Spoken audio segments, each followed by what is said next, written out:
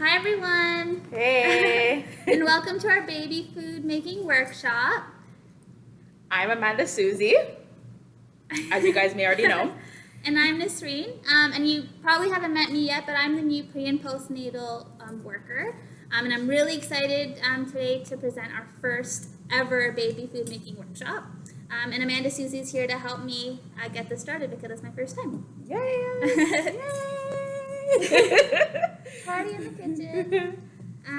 So before we start, Amanda, Susie, and I are going to wash our hands. 20 seconds, my friends. 20 seconds. And you definitely want to do that before and after cooking, and also your baby's hands before meal times because they're going to be doing a lot of exploring.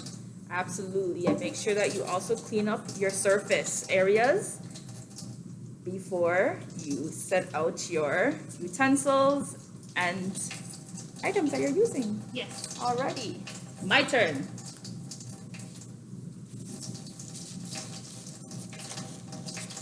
All right.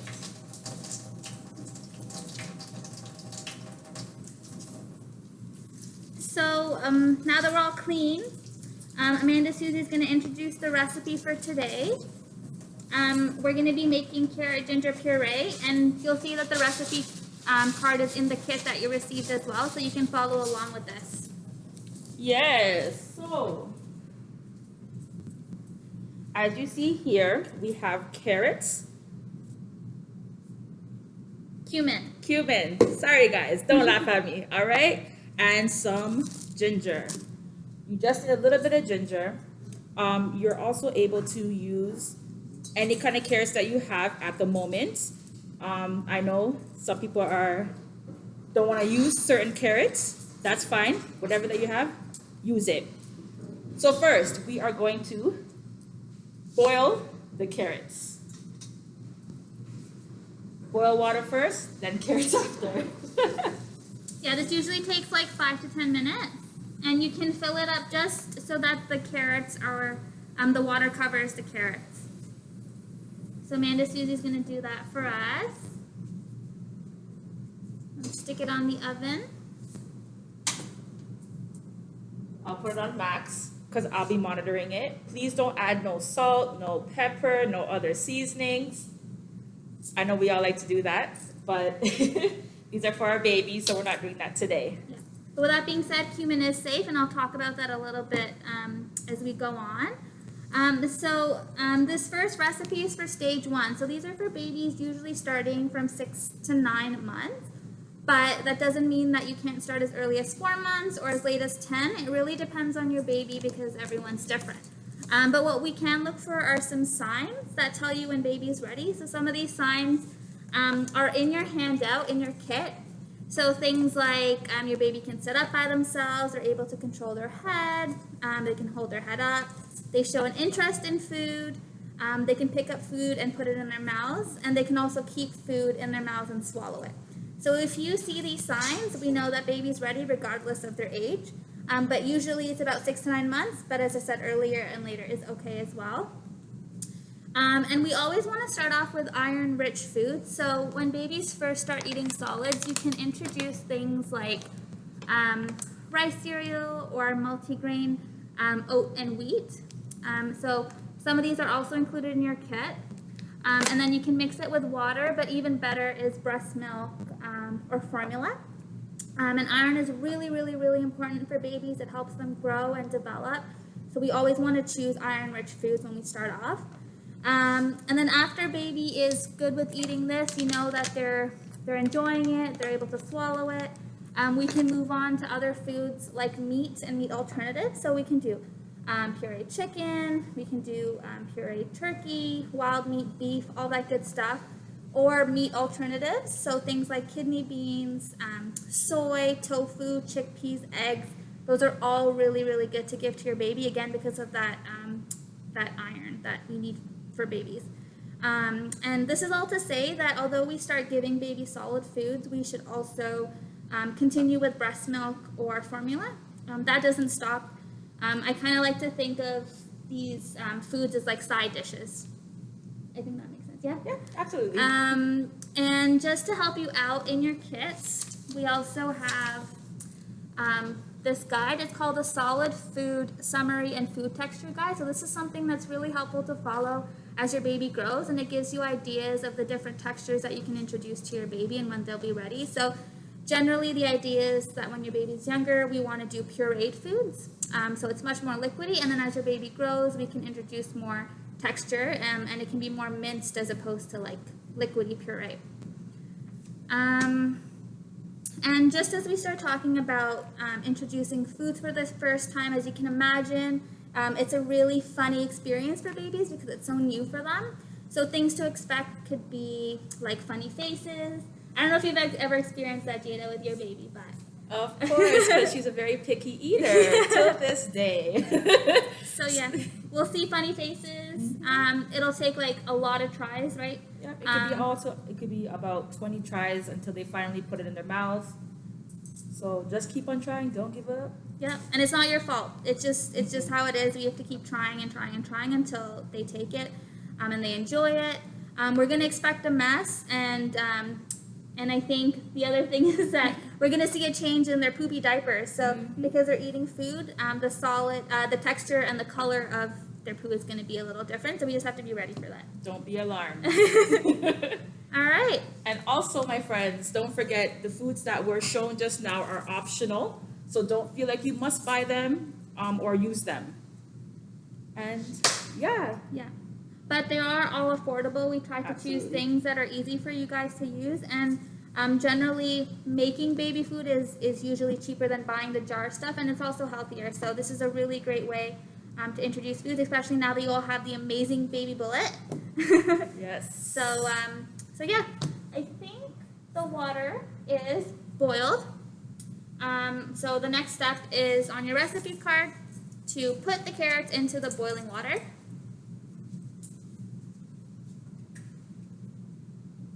All right. And if you're using other vegetables, you want to make sure the stems are cut off, they're peeled, and they're pitted. But because we're using baby carrots, that was really easy for us this time around. But if you guys want us to show you how to peel carrots and how to cut them and what to do, just send us an email. We'll do that for you guys as well. Yeah. We definitely would love some feedback. This is our first time, so let us know what we could do better for you for next time, okay? Absolutely. Okay, so while the carrots are boiling, which usually takes about 10 to 15 minutes, I also wanted to talk a little bit about how much to feed your baby. So the golden rule really is there is none, and we should let our babies decide. But what we can do is look for signs.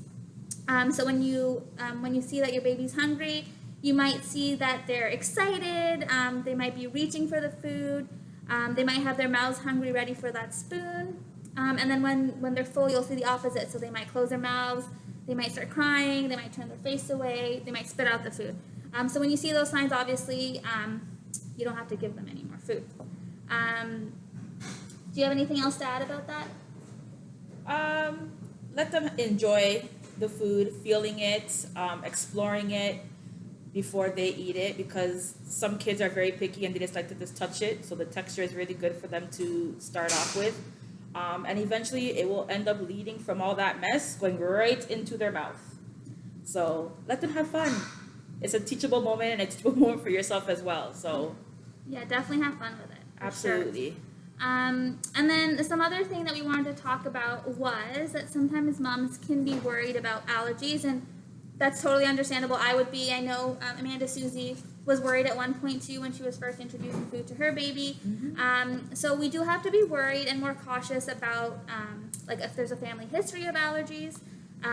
But for the most part, try not to delay the foods that you introduce to your baby because you don't want to delay knowing whether they have an allergy or not. But what we do want to do is look for those signs. So, if you feed something to your baby and you see things like rashes, vomiting, diarrhea, swelling around the mouth, we definitely need to be cautious about that.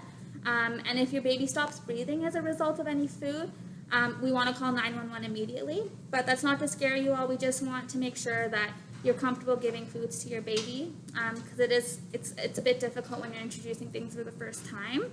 And a really good tip that we wanted to share is that when you're introducing a new food, try to introduce it 3 to 5 days after you introduce like something else you've given them, so then you can actually figure out whether they're allergic to the food that you gave before or the new one. So that helps us track what's good for your baby and what's not. And then things to absolutely avoid. So definitely before 1 year, we want to avoid honey because we know that can cause food poisoning to a lot of young kids. And then try to avoid giving your baby fish with high mercury. So that's things like tuna and swordfish. And then fish with low mercury, which are really good to give for the iron, is like salmon, cod, halibut, those kinds of things. Okay, so we definitely want to avoid the high mercury fish.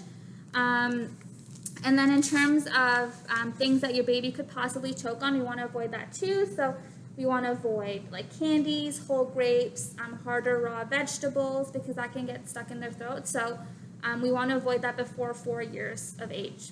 And then the last thing we want to avoid is sugar. Definitely want to, keep that at a minimum. It's just not something that's healthy for babies, so we shouldn't give it to them. That's pretty much it. I'm gonna check the carrots now as it's they're getting soft. So when the carrots are ready when you prick them with a fork and they're soft and the fork goes in them, and I think that has happened. And my friends can probably see or maybe not. Already. So I'm gonna take it off the stove now. And then something that might be helpful is to use a ladle so we can scoop out the carrots. Oh, you want to scoop them up? Okay. Should I scoop them? Yeah. Also, we like to save the carrot water or juice, if you want to call it that. So when we are going to start to do our blending of the carrots, it will just make it more smoother.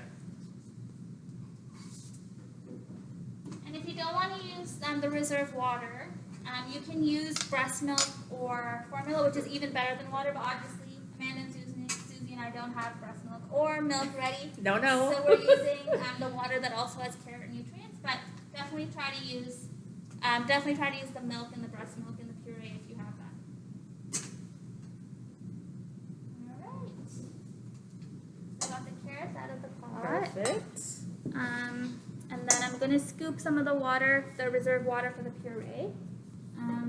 And I have some ready, so I just stored in this little cup over here. All right. So the next thing is that we should let the carrots cool completely before you put it into the baby blender. It's a really important step. So we do have some carrots already cooled for us.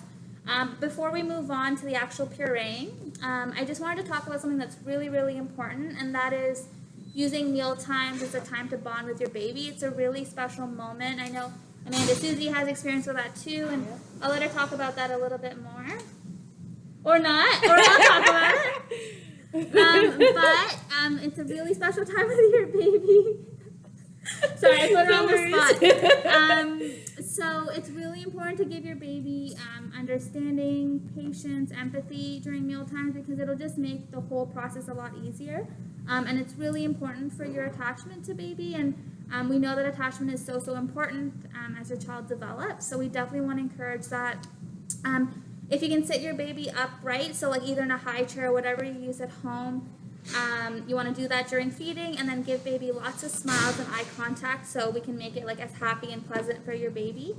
And the other thing that Amanda Susie talked about was letting your baby make a mess and exploring the food. It's really an opportunity to learn, and it'll help the meal times just be that much easier. So it's okay that they make a mess. We just have a little bit of cleaning up to do afterwards. Something else that we can do is just try to create a routine out of mealtime. So try to talk to your baby, you can sing, whatever tradition works. And always be patient and encouraging. But then don't pressure baby to eat if they don't want to. Sometimes we don't want to eat. But the only time that it's a problem is if you see it like as a pattern, and then we should definitely call a doctor if that's the case, okay? And something else that's really important to say, just because we're always on our phones these days, is to avoid screen times during meal time. So try to take away like the TV, phone, computer, any of that stuff, because it can be really distracting for you and for your baby. And we really want to use that time to connect. And sometimes when you use phones, it kind of takes away from that moment. So it's definitely better to not have those around. And the last thing that we sometimes forget is that babies are just little people, so we should involve them in our family meal times because they learn watching other people eat. So it's a really good time for everyone to eat together because it'll just make the process that much easier. Time for everyone.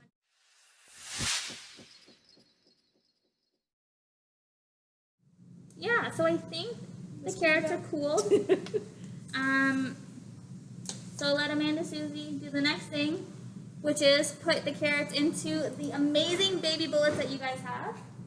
Alrighty. So, as you guys see here, You just have to lift the plastic top.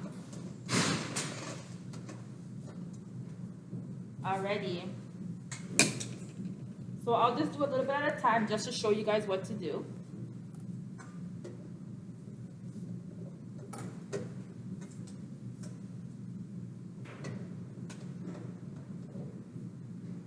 Should that be good for now to show? Or you want a little bit more? Yeah, probably more. Okay. It's always okay to do more because the kit came with these amazing little storage containers. I'm going to talk about that a little bit, but it's definitely okay to make more. All right. All right. And then I have this little piece of ginger. So we only need half a teaspoon of ginger. We don't want to put too much because it can be a little too flavorful for a baby. But it has lots of nutrients, so we're just going to add a little teensy bit. So I'm just going to mince it into tiny pieces. And also, my friends, this is also optional. You don't have to add the ginger, and you don't have to add this as well. Mm-hmm. Just the vegetables is fine, but we're trying to be a little bit more fancy for you guys. So just to show you, this little piece of ginger is, it's just about half a teaspoon. Okay, so we're going to put that into the blender. And just for flavor, we're going to add a little bit of cumin. So we definitely want to avoid things like salt and sugar. But some of these natural seasonings can be really good for babies. There's lots of nutrients like iron. Cumin especially is antibacterial, which is really important during COVID, obviously. And it's good for digestion. So we're just going to do a teeny little bit. Oh, thanks, Amanda Susie. I got the best partner. Thank you. Yep. So just half a teaspoon. And we're going to put that in the blender as well. All right. Gonna blend it. All right. All right, before blending, we have to add that liquid. So we're putting in the reserved water from the pot where we boil, but it's much better to put in the breast milk or formula that you have. And if you feel like while you're blending, you can continue adding more. If you feel like there's more water that needs to be added. Yeah, you know the best consistency. Perfect. All right.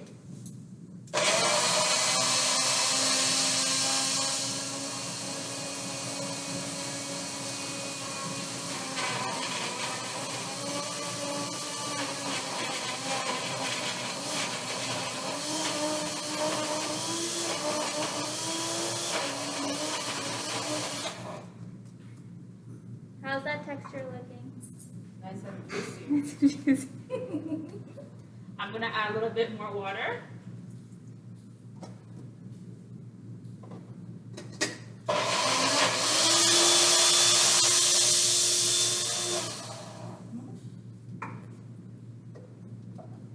Still fluffy.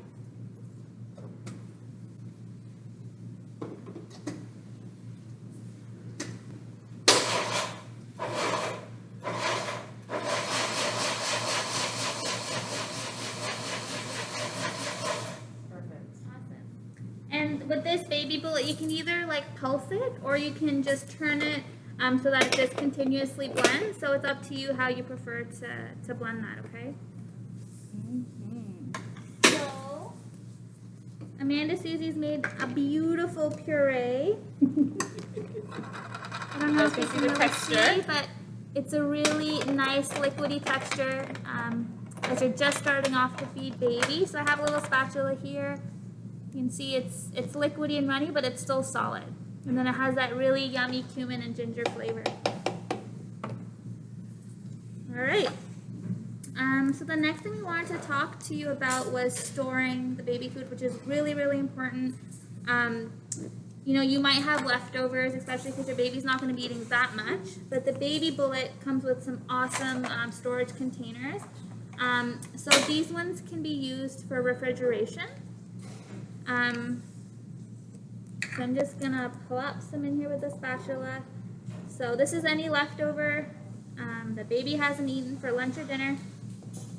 Let's scoop that in there.